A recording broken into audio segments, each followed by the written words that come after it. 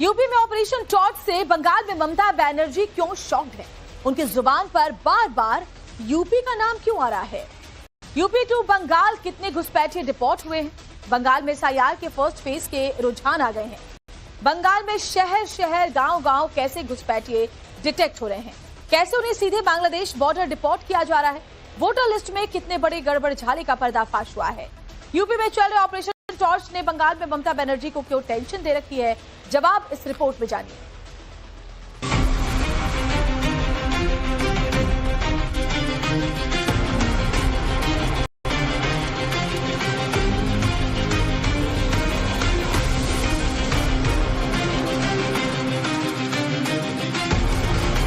दिल्ली से भाग के यहाँ क्या करने आए हो? काफी दिन हो गए ना यूपी टू बंगाल घुसपैठियों का बुरा हाल। उधर बंगाल में घुसपैठिए उल्टे पांव बांग्लादेश बॉर्डर की ओर भाग रहे हैं। बंगाल के शहर से लेकर गांव तक बरसों से चला आ रहा वोटर लिस्ट में घुसपैठ का खेला खत्म हो रहा है। एसआईआर के पहले फेज में ही पश्चिम बंगाल से 58 लाख से अधिक फर्जी वोटर के नाम पर लाल निशान लग गया है। इधर यूपी में घुसपैठियों के खिलाफ सबसे बड़ा अभियान चल रहा है। घुसपैठियों को चुन चुनकर निकाल बाहर करने के लिए योगी सरकार ने ऑपरेशन टार्च शुरू किया। पुलिस एक्शन से घुसपैठियों में हड़कंप मचा हुआ है।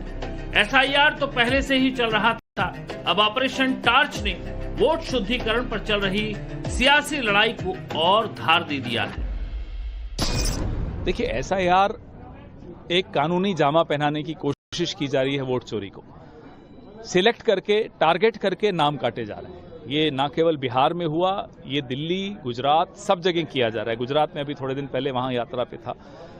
असम में एसआर के नाम से किया जा रहा है। हर जगह टारगेट यही है कि जो विपक्ष के वोट हैं उनको काटो। एक भी अवैध घुसपैठियों को इस देश में हम वोट नहीं देंगे। ये हमारे एनडीए का पॉलिसी है मान्यवर। डिटेक्ट मतलब ढूंढो, डिलीट करो, मतदाता सूची में नाम काटो और उनको डिपोर्ट करो। हम संवैधानिक प्रक्रिया कर कर डिटेक्ट, डिलीट और डिपोर्ट ये पूरा करेंगे। एसआईआर को विपक्ष की तरफ से सेलेक्ट, टारगेट और डिलीट का अभियान करार दिया गया है। वही सरकार की तरफ से इसे 3D यानी डिटेक्ट, डिलीट और डिपोर्ट का स्पेशल ऑपरेशन बताया जा रहा है। घुसपैठियों को डिटेक्ट, डिलीट और डिपोर्ट करने का काम आसान हो सके, इसीलिए यूपी पुलिस रात के अंधेरे में रोहिंग्या और बांग्लादेशियों की पड़ताल कर रही है। पुलिस की छापेमारी से हर तरफ खलबली मची हुई है। जिस तरह टार्च का काम अंधेरे को मिटाकर उजाला फैलाना होता है, उसी तरह घुसपैठ के घुप अंधेरे को यूपी में ऑपरेशन टार्च से तार तार किया जा रहा है। लेकिन सियासी नफा नुकसान का तकाजा देखिए। यूपी में चमक रहे टार्च से बंगाल में मुख्यमंत्री ममता बनर्जी को परेशानी हो रही है। এটা বাংলা, এটা ইউপি নয়। এখানে তোমাদের গদ্দারি চলবে না, এখানে তোমাদের হুকুমও চলবে না, আর এখানে তোমাদের আদেশও চলবে না। এনআরসি বাংলায় হবে না, ডিটেনশন ক্যাম্প হবে না। बंगाल में भी एसआईआर फुल स्पीड से जारी है। शहर शहर, गांव गांव कैसे घुसपैठिए डिटेक्ट हो रहे हैं, कैसे उन्हें सीधे बांग्लादेश बॉर्डर डिपोर्ट किया जा रहा है। इसके साथ ही वोटर लिस्ट में कितने बड़े गड़बड़ झाले का पर्दाफाश हुआ है, इसे आगे बताएंगे। उससे पहले यूपी में ऑपरेशन टार्च ने कैसे घुसपैठियों की मुश्किलें बढ़ा रखी हैं, इसे देख लीजिए।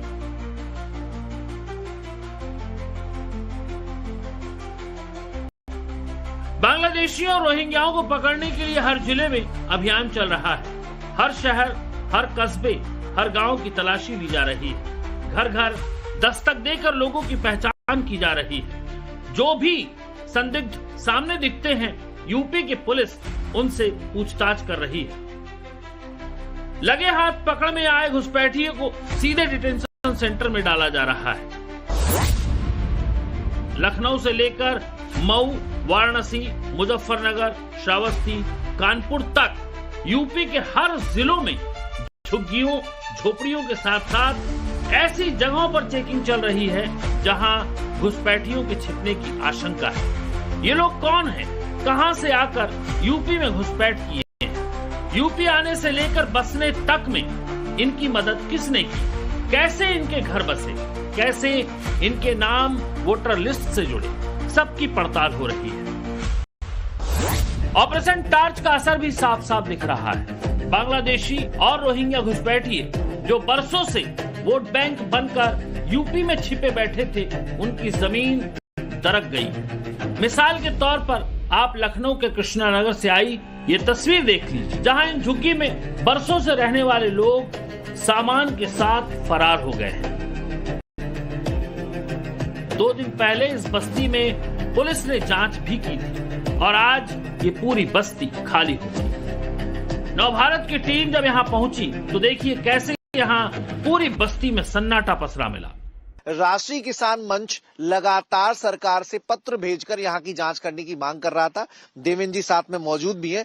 देवेंद्र भाई, हम देख रहे हैं कि अब तो ये खाली सा हो गया है, ये पूरा बंद कर दिया है। देखिए ये लगा दिया है, ये साकड़ लगा दिया है। अभी मैं कुछ टाइम पहले आया था प्रशासन के साथ में, तो यहाँ पे सैकड़ों की तादाद में रोहिंग्या एवं बांग्लादेशी थे। मैं कल भी कह रहा था, शलोन जब गया था, कि ये एक बड़ा विषय है कि इतनी से चलते हुए इतनी बड़ी तादाद में लोग जो गायब हुए हैं, सैकड़ों की तादाद में यहाँ से भी गायब हो गए। अब देखिए सारी झोपड़ियां खाली हो गई हैं। ये एक चिंता का विषय है कि ये जा कहाँ रहे हैं और प्रशासन किस तरह की कार्रवाई कर रहा है। कृष्णानगर एसएचओ सहित भारी फोर्स था उस दिन जब मैंने यहाँ पे आके पूरा चेक करवाया था। यहाँ पे कोई है कि नहीं? बड़ी तादाद में लोग थे, कोई नहीं है। सारे ये तो पूरा खाली करके भाग गए हैं। देखिए पूरा खाली है। ये देख लेते हैं बस्ती में। देवेंद्र जी आ जाइए साथ में। देखिए ये जो पूरा बिल्ली और जानवर दिख रहे हैं यहाँ पर, और कोई है ही नहीं इस पूरी बस्ती में। मेरठ में अकेले 6,500 से ज्यादा संदिग्ध बांग्लादेशी और रोहिंग्या की पहचान है। वाराणसी में भी 500 से अधिक संदिग्ध पकड़े गए, जबकि लोहता, रोहनिया जैसे इलाकों में पुलिस की रेड जारी है। यहाँ पश्चिम बंगाल के फर्जी आधार कार्ड बरामद हुए। वहीं पश्चिम बंगाल में एसआईआर के पहले चरण में ही बड़े गोलमाल का खुलासा हुआ है। चुनाव आयोग ने पश्चिम बंगाल में एसआईआर के पहले फेज के बाद सीट दर सीट के आंकड़े जारी किए हैं। सूत्रों की माने तो लाखों वोटर्स के पिता के नाम गलत या बेमेल है। कई वोटर और उनके पेरेंट्स की उम्र में 15 साल से कम का अंतर है। हैरानी इस बात की है कि 45 साल से ज्यादा उम्र के लाखों नए वोटर भी सामने आए। 85,01,486 वोटर ऐसे मिले हैं जिनके पिता का नाम गलत या बेमेल है। 11,95,230 वोटर ऐसे सामने आए हैं जिनकी उम्र और उनके माता पिता की उम्र में 15 साल से कम का अंतर मिला है। दादा दादी से 40 साल का कम उम्र का फासला भी कई वोटर का है। उन वोटर की संख्या 3,29,152 है। हैरानी की बात ये कि 20,74,256 ऐसे नए वोटर मिले हैं जिनकी उम्र 45 साल से अधिक है। वहीं कई वोटर्स के जेंडर में गलतियां भी हैं, जिनकी संख्या 13,46,918 है। सवाल ये है कि क्या बंगाल में बड़ी संख्या में फर्जी वोटर्स हैं, जिनके बारे में एसआईआर के प्रक्रिया के दौरान खुलासा हो रहा है। बड़ा सवाल ये कि क्या एसआईआर के चलते बंगाल में ममता बनर्जी को अपना विशेष वोट बैंक में कमी आने का डर सता रहा है, जिसकी वजह से उन्हें खुद के एसआईआर फॉर्म नहीं भरने तक का दावा करना पड़ा। এখনো ফর্ম ফিল আপ করিনি। 3 মাস সেন্ট্রাল মিনিস্টার ছিলাম, 7 বার এমপি হয়েছি, আর আপনাদের আশীর্বাদে শুভেচ্ছায় এর মধ্যে 3 বার চিফ মিনিস্টার হয়েছি। আমাকে আজকে প্রমাণ করতে হবে। हालांकि बंगाल बीजेपी के को इंचार्ज अमित मालवीय के दावे को माने तो ममता बनर्जी ने 11 दिसंबर को पहले फेज के आखिरी दिन अपना एसआईआर फॉर्म भर दिया है। वहीं दूसरी ओर चुनाव आयोग की तरफ से सामने आए इस आंकड़े को भी जान लीजिए। एसआईआर के फर्स्ट फेज में पश्चिम बंगाल से 58 लाख प्लस वोटर के नाम हटे। सबसे ज्यादा नाम कोलकाता के चौरांगी और कोलकाता पोर्ट से हटे। बंगाल के चौरांगी विधानसभा से 74,553, कोलकाता पोर्ट से 63,730 वोटर्स के नाम हटे। सीएम ममता बनर्जी की सीट भवानीपुर विधानसभा से 44,786 वोटर्स के नाम हटाए गए। वहीं बीजेपी नेता सुवेंदु अधिकारी की सीट नंदीग्राम से 10,599 वोटर्स के नाम कटे। जिलावार आंकड़ों में साउथ 24 परगना में सबसे ज्यादा 8 लाख वोटर्स के नाम हटाए गए हैं। जाहिर है जिनके नाम काटे गए हैं वो या तो 2 जगह वोटर रहे होंगे या फर्जी वोटर होंगे या फिर यहाँ की वोटर लिस्ट में घुसपैठ हुई होगी। बंगाल में एसआईआर से कैसे घुसपैठियों की पहचान हो रही है, उसकी एक बानगी बंगाल के मुर्शिदाबाद में नवभारत संवाददाता अभिषेक राज को मिली। नवभारत संवाददाता के हाथ मौके पर एक वोटर लिस्ट लगी। उसमें एक वोटर का नाम हैदर अली शेख मिला। उसके पिता का नाम गफूर मंडल लिखा मिला और हैदर की पत्नी जाहिदा के पिता का नाम भी गफूर मंडल ही मिला। यानी पति और पत्नी दोनों के पिता का नाम एक ही मिला। लेकिन नवभारत संवाददाता ने जब उस गांव में तफ्तीश की तो पता चला कि हैदर अली शेख बांग्लादेशी है। वो फर्जी तरीके से वोटर लिस्ट में नाम दर्ज कराकर भारत का नागरिक बन गया। नवभारत संवाददाता ने जब इसकी जानकारी वहां के बीएलओ से मांगी तो कैसे उसकी बोलती बंद हो गई, इसे देख लीजिए। ऐसे वोटर लिस्ट हैं जहां पे नाम जो है उसको लेकर सवाल उठ रहे हैं कि पिता का नाम भी वही है, पति का नाम भी वही है। ऐसे लोगों को आप चेक नहीं कर रहे हैं? हाँ देखिए, दिखाते हैं आपको। ये देखिए, ये यहाँ पे अगर आप देखेंगे तो हैदर अली शेख है, इनके पिता का नाम है गफूर मंडल लिखा है। हैदर अली शेख है, गफूर मंडल लिखा है। हाँ हाँ हाँ। अब इनकी पत्नी जो है वो अगर आप देखेंगे तो इनकी पत्नी का नाम जो है, ये देखिए, इनकी पत्नी का नाम है जाहिदा बीबी, इनके पिता का नाम है गफूर मंडल। 281 सीरियल चेक नहीं किया आपने? हाँ चेक किया था सर। तो फिर ये कैसे है? ठीक है, तो अभी आप इसको देखेंगे, चेक करेंगे एक बार। चुनाव आयोग का दावा है कि इसी वजह से बंगाल में वोट शुद्धिकरण का काम हो रहा है। लेकिन बंगाल की मुख्यमंत्री ममता बनर्जी को अपने वोटों में कमी का डर सता रहा है। वैसे ममता बनर्जी फिलहाल डबल टेंशन में है। पहली टेंशन एसआईआर बनी हुई है, दूसरी ओर एसआईआर से भी बड़ा टेंशन टीएमसी से निलंबित विधायक हुमायूं कबीर दे रहे हैं। 6 दिसंबर को बंगाल के मुर्शिदाबाद में बाबरी मस्जिद की नींव डाली गई। नई बाबरी की बुनियाद डालने के बाद बीते शुक्रवार को जब पहला जुमा आया तो वहां नमाज पढ़ने लाखों नमाजी पहुंच गए। नई बाबरी साइट पर लाखों की तादाद में नमाजियों का जुटान एक तरह से ममता बनर्जी के सियासी घमासान को और मुश्किल बना सकता है, क्योंकि जिस हुमायूं कबीर को ममता ने एक झटके में पार्टी से निलंबित कर दिया, वही हुमायूं कबीर ममता बनर्जी के लिए सबसे बड़ा चैलेंजर बनने का दावा कर रहे हैं। फिर ममता बनर्जी ने सरकार में आने का बाद वो पुरी से जगन्नाथ मंदिर यहाँ लेके आया। 400 करोड़ रुपया सरकार का पैसा, सब लोगों को पैसा उनको दिया, मंदिर बना दिया।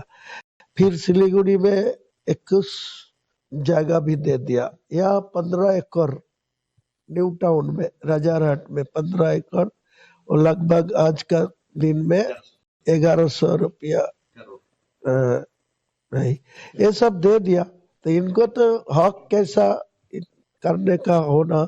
अगले दिन चुनाव आएगी तो सब मुद्दा उठाएगी।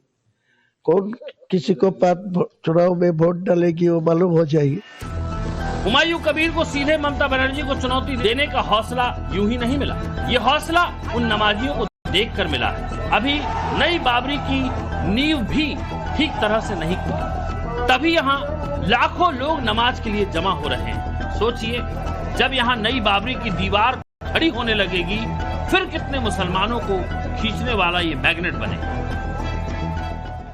लाखों लोग आया एक साथ में, तो जुम्मा का नमाज नहीं अदा कर पाया।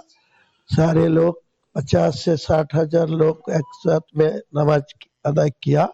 फिर 50 से 60 हजार लोग रास्ता में अगल बगल में जमीन में खड़ा था।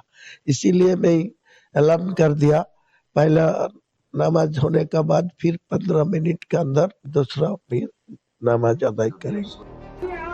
नई बाबरी साइट के इस खाली खेत में ईंटों के बीच हुई नमाज ने पश्चिम बंगाल में ममता बनर्जी की सियासी जमीन हिला दी है। इस भीड़ को देखकर ये सवाल भी सामने आया कि क्या नई बाबरी के लिए बंगाल के मुसलमानों ने ममता का साथ छोड़ दिया है।